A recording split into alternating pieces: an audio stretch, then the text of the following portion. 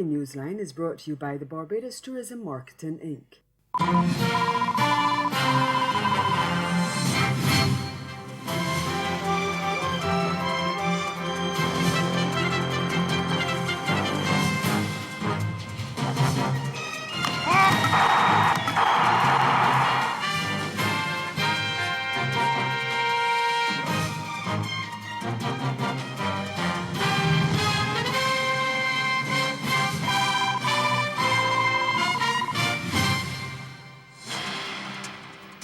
Liat to shell out over $1 million to a worker it fired 4 years ago. Our top story in Caribbean Newsline for Wednesday, May 22nd. From the CMC News Center in Bridgetown, I'm Dawn Paris. Good evening. Cash-strapped regional airline Liat has failed in its efforts to avoid paying $1.55 million in damages to a former U.S. Virgin Islands employee. A judge of the Superior Court of the U.S. VI says William Cherubin must get his money. Liat had appealed a decision by a jury in February to award Cherubin the damages after believing his claim that he was fired because of his age. He was 71 years old when he was fired on June 4, 2015, without notice. The company had accused him of violating company policy on 3 occasions and said his dismissal was for poor performance.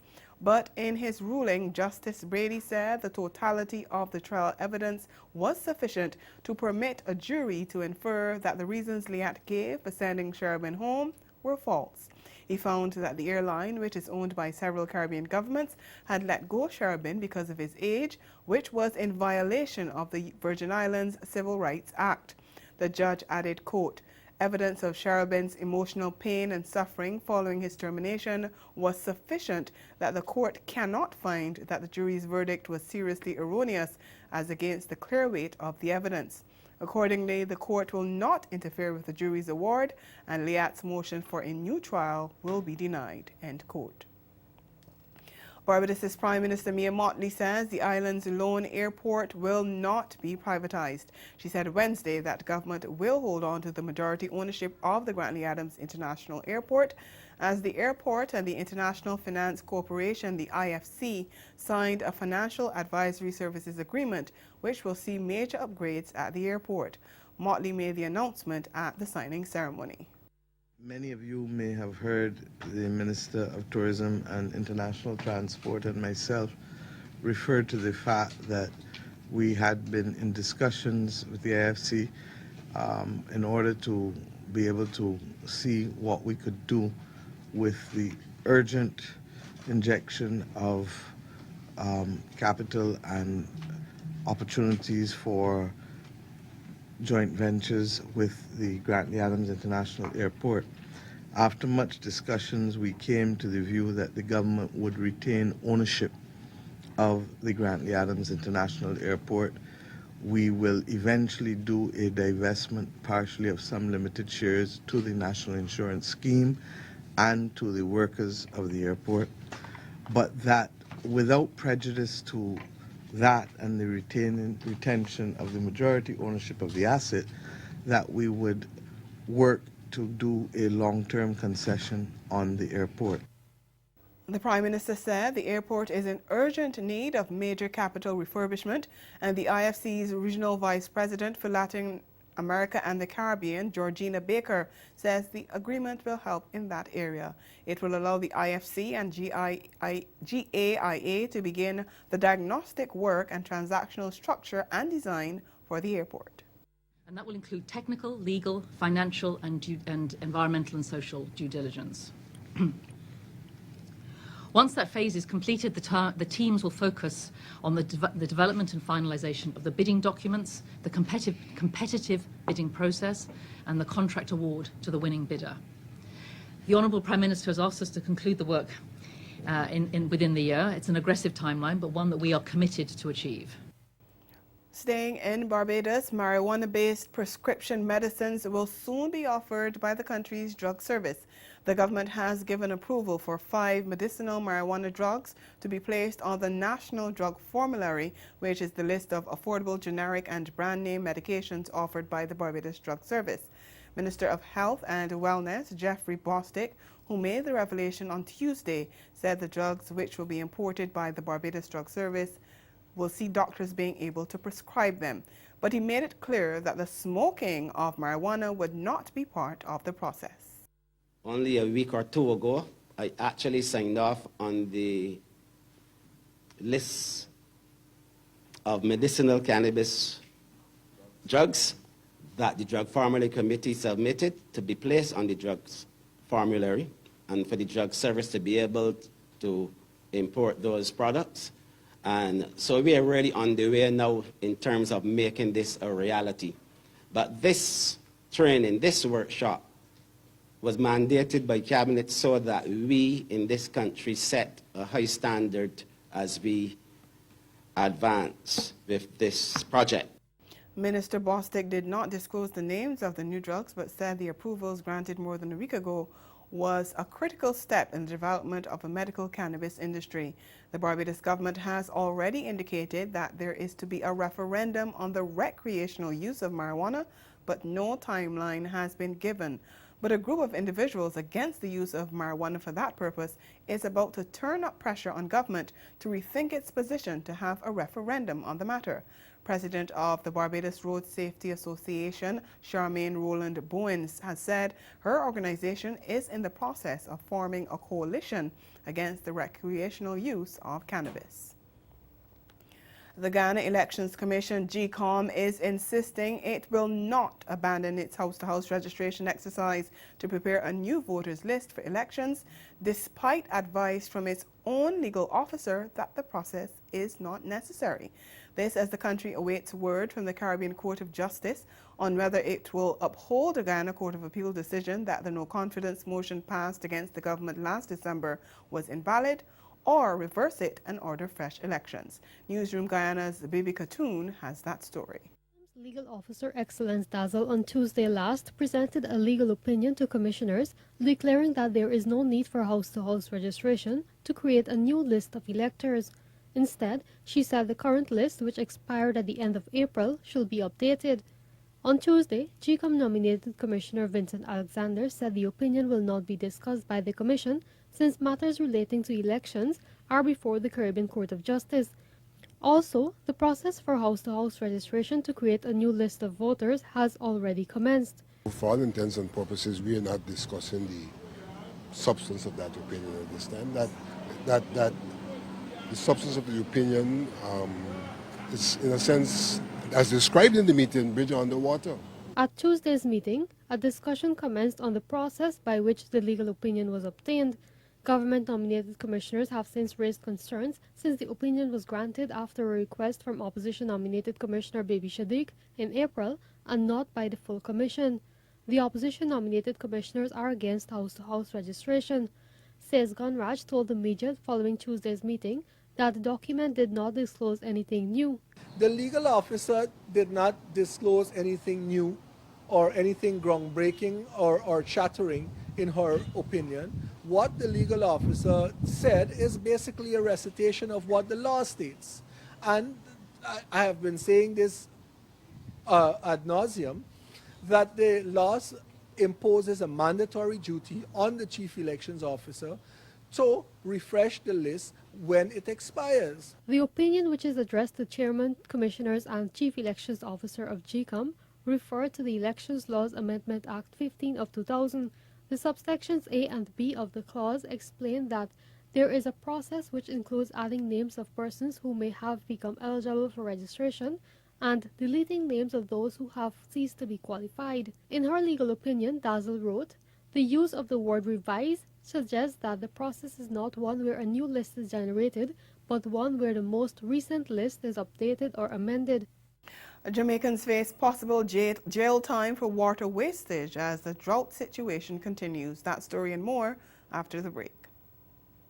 The world's debt is 184 trillion US dollars. That's about 86,000 US dollars per person. Join Linda Tessar, the Central Bank of Barbados 2019 Distinguished Visiting Fellow for the 6th edition of the Caribbean Economic Forum, as she helps us understand just how in a world of rising debt, we in the Caribbean can stay afloat. Follow this important live broadcast of the 6th Caribbean Economic Forum on social media and on radio and television in Barbados and across the region. Thursday, May 23rd at 8 p.m., 7 p.m. in Jamaica. Visit www.centralbank.org.bb for more information.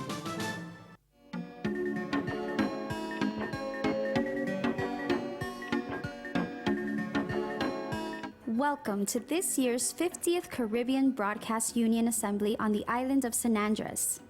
San Andres is a small archipelago located in between Jamaica and Panama in the Western Caribbean Sea. A lush, exotic island rich in culture, history, gastronomy, and breathtaking scenic views. Known for its beaches and 7-colored crystalline waters, the island of San Andres will be proudly hosting this year's event. CBU members will enjoy top-of-the-line accommodations for an unforgettable experience in San Andres, connecting Caribbean nations through this year's 50th edition of the CBU Assembly.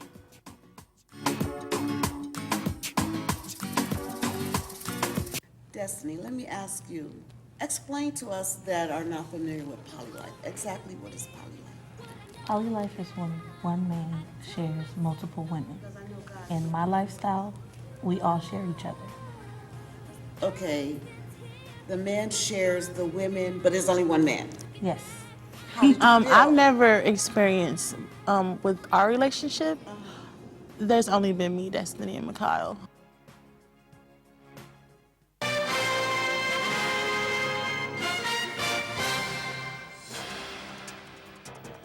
As the drought situation in Jamaica persists, residents are now being told they will face prosecution and possible jail time if they're caught wasting water. The National Water Commission, NWC, has issued a prohibition order making it a prosecutable offense to waste the precious resource or use excessive amounts of potable water for non-essential purposes. The order goes into effect on Friday. NWC Corporate Communications Manager Charles Buchanan says it's intended to send a signal to the population that not only is it not right to waste water from an already limited supply, but it's also now illegal. We are hoping that it will serve to persuade persons to do the right thing, and in instances where persons persist in doing the wrong thing, we would have the force of law to support us in taking action against them.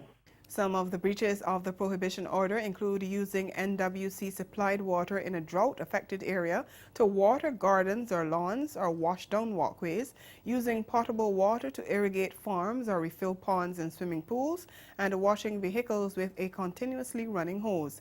Buchanan said the offenses are punishable by a fine imposed by parish courts, and failure to pay the fine would result in imprisonment of up to 30 days. The Commonwealth Secretariat is meeting with education officials in Grenada to discuss the future of education. The two-day conference opened in St. George's on Wednesday. Commonwealth Secretary-General Baroness Patricia Scotland told CMC News the talks are critical as officials seek to prepare students for a changing labor environment. We have this wonderful youth bulge, as it's being described, in terms of the largest population of young people that the Commonwealth has ever seen. And so it's a huge opportunity, because these young people, if they are properly nurtured, supported, trained, and enabled, could be the genius that we need to cure a number of our problems. But if they are to do that, then we have to work out how to educate them, how to give them the skill sets that they need, and how to better prepare them for a world which is going to be very different from the world that most of us of my generation were brought up in. Because today's generation do not only need to have the skills for today, they need to be able to have the ability to mutate for the future. In this week's Newsline Business, the ILO chief lays out a case for ending discrimination against women in the workplace, and tertiary-level female students get career advice from female business leaders. We get the details from CMC's Marie-Claire Williams. Newsline Business is brought to you by Solar Dynamics. Director General of the International Labour Organization, Guy Ryder, is making a case to end gender pay discrimination. Ryder was in Barbados recently for the annual meeting of Caribbean labour ministers. He said women are being paid 20% less than men for doing the same job. And according to him, there are several obstacles contributing to this injustice. Women who become mothers lose out in the world of work. A man who becomes a father goes up. There is a paternity bonus and a maternity penalty. So we have to look at how we organise social support to families, how childcare is organised, and there is also, I think, an attitudinal issue about how men and women share responsibilities at work and out of work as well. Besides pay discrimination, women also face several obstacles that hinder their career advancement. And this week, the Canadian High Commission in Bridgetown hosted the Women Share Conference, where female CEOs shared some of their tips for success. And I actually acted as CEO probably about 4 or 5 times before I was appointed to the position. But do you just focus on that and you complain? It's a challenge, but if you focus on that, then you actually hold yourself back. And I say we have to face those challenges and move forward. As I said, I learned that I had to work hard and I had to work harder. And it's not just a cliche. As you go out and you try to achieve your dreams, and we have to dream big. It can't be, if you're short-sighted, if you start putting challenges and obstacles in your way, then your dreams are not going to be big. So you have to dream it, you have to believe it, and you have to go after it. The Women Share Conference was held ahead of the Women Deliver Conference to be held in Canada next month. Marie-Claire Williams, Newsline Business. Newsline Business was brought to you by Solar Dynamics. When we were building in 1984, we decided to get the solar water heater. We use it up to this morning. From my home, we get rain 2 days and we still get hot water. I've had it for 30 years and I have no problems with it up to this day. All I can say is that anyone who wishes to have a system, try Solar Dynamics. Solar Dynamics water heater systems are now right through the Caribbean. Ahead in Newsline Sport, a record number of cricketers included in the Caribbean Premier League Players Draft. Stay with us.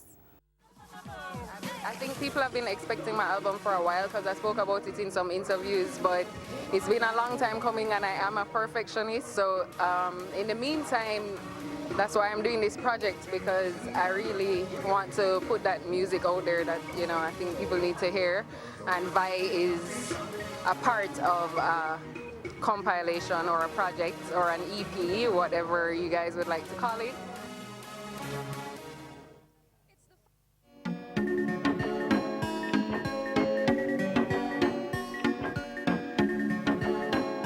Welcome to this year's 50th Caribbean Broadcast Union Assembly on the island of San Andres.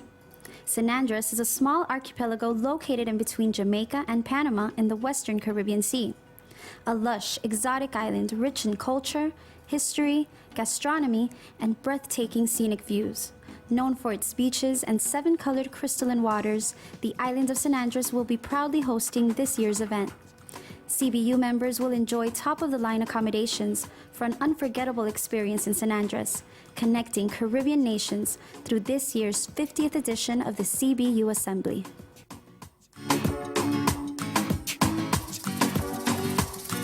Happy Mother's Day from the Armstrong Williams Show. It's that time again that we celebrate with the women of the world, the most powerful voices, the mothers. You know, I love talking about mothers. I mean, if there's one thing you know about me, it's the relationship that I had with my beloved mother, Thelma Williams. And I was just so, when I heard about Mother Zane, who left Lancaster, South Carolina, when she was 9 months old.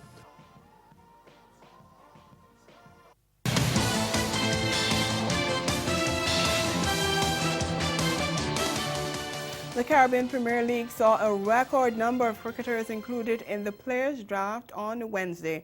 There were 536 players from as many as 21 countries at the draft, which took place in London. In this year's draft, the defending champions Trinbago Knight Riders will see some familiar faces. Batting star Dwayne Bravo will return to the team, although the Trinidadian had quipped on social media a day before the draft that he would not be returning to his native side. TKR has also confirmed Colin Munro, Kieron Pollard, Sunil Narain, Darren Bravo, Ali Khan and Dinesh Ramdin among their picks. Trinidadian Nicholas Puran was picked by the Guyana Amazon Warriors, along with big hitters Sherfane Rutherford and Kimo Paul. Meanwhile, the Barbados Tridents have sought the services of Nepalese leg spinner Sandeep Lamichhane.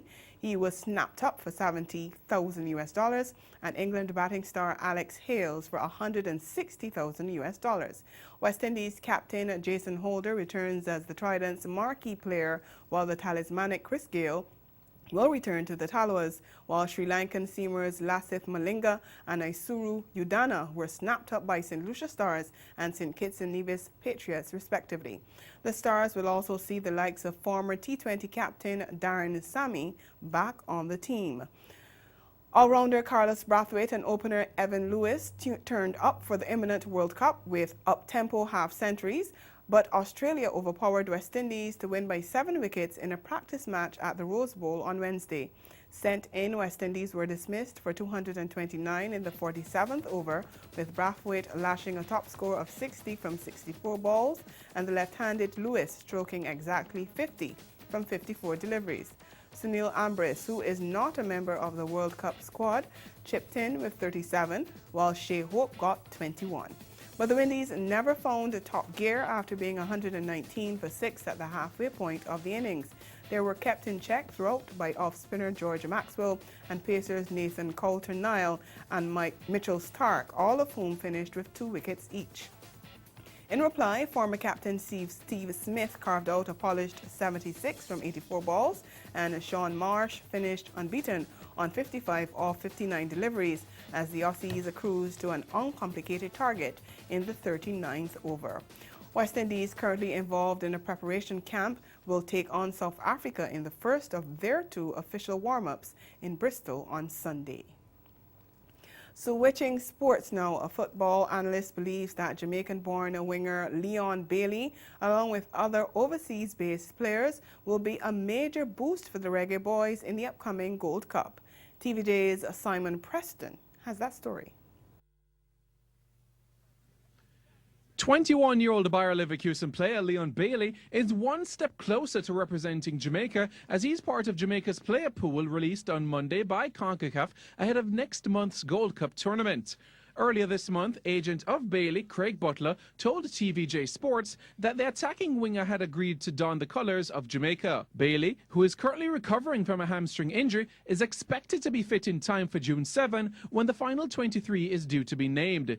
26-year-old Manchester United attacking midfielder Ravel Morrison, who now plays for Östersunds in Sweden, is also in the mix after finally acquiring his Jamaican passport.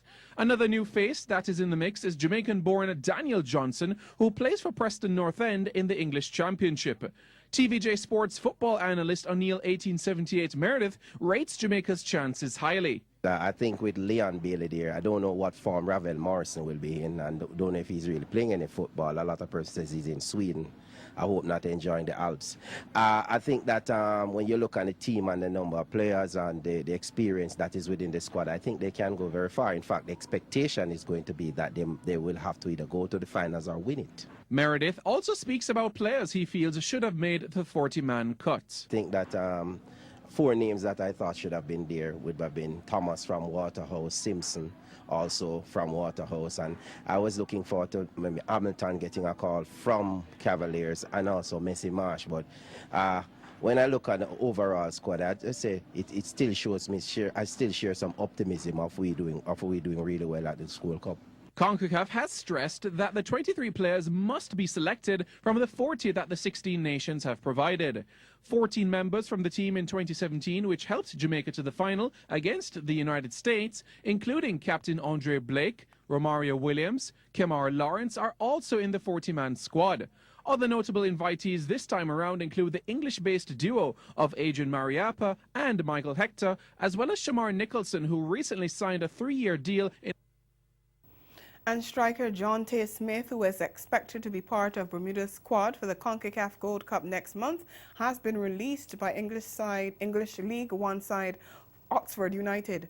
Smith, who signed for Oxford from non-league outfit Lewis until the end of the season in February, made one substitute appearance for the club against Blackpool. The 24-year-old attracted the attention of Oxford's coaches when he scored a hat-trick against them in a friendly match while on trial at League Two outfit Swindon Town. He then scored twice for Oxford during a friendly against Championship side Reading before signing a short-term deal. Since being released by Crawley Town in 2014, Smith has been with 6 clubs and played in 3 different countries. Smith joined Lewis in 2016 and went on to score 56 goals in 121 games for the club. To netball now, Rising Sunshine Girls star Shimona Nelson continued to make a name for herself in the Suncorp Super Netball Championship, executing brilliantly to carry Collingwood Magpies to a 65-47 win over Adelaide Thunderbirds recently. Playing at Melbourne Arena, the 20-year-old Nelson scored 52 goals from 57 attempts to lead Magpies, who won their second game of the season to move to 20 points in 4th and take closer aim at 3rd place in the standings. Magpies posted an early 17-11 first quarter lead, with goal shooter Nelson shooting 11 from 12, and sustained their pressure in the second quarter to lead 32-23 at the half. Nelson, who scored 14 from 15 attempts in the second quarter, kept up her accuracy in the third quarter with 13 goals from 15 attempts, as Magpies outscored Thunderbirds 15-12 to lead 47-35 at the start of the final quarter. Magpies enjoyed a final quarter stroll, outshooting Thunderbirds 18-12, with Nelson scoring 14 from 15. And that's the sport. We'll be right back. Debt is 184 trillion US dollars. That's about 86,000 US dollars per person. Join Linda Tessar, the Central Bank of Barbados 2019 Distinguished Visiting Fellow for the 6th edition of the Caribbean Economic Forum, as she helps us understand just how in a world of rising debt, we in the Caribbean can stay afloat. Follow this important live broadcast of the 6th Caribbean Economic Forum on social media and on radio and television in Barbados and across the region. Thursday, May 23rd at 8 p.m., 7 p.m. in Jamaica. Visit www.centralbank.org.bb for more information. Coming up, Central America with a Caribbean twist. Welcome to Belize. It's a tasty tour with some satisfying stops in Barbados. The excitement of Caribbean Week New York with touches of art and music. It's all next, right here on Caribbean Passport on this station. So originally when I came here as an undergraduate actually at Georgetown, originally, well, I was afforded this opportunity because I got a track and field scholarship. And so when I started Georgetown, the idea was to graduate and then go back home. You know, being home with family, as you say, patriotism is a huge aspect of Jamaican culture, and that's definitely one thing that I wanted to keep.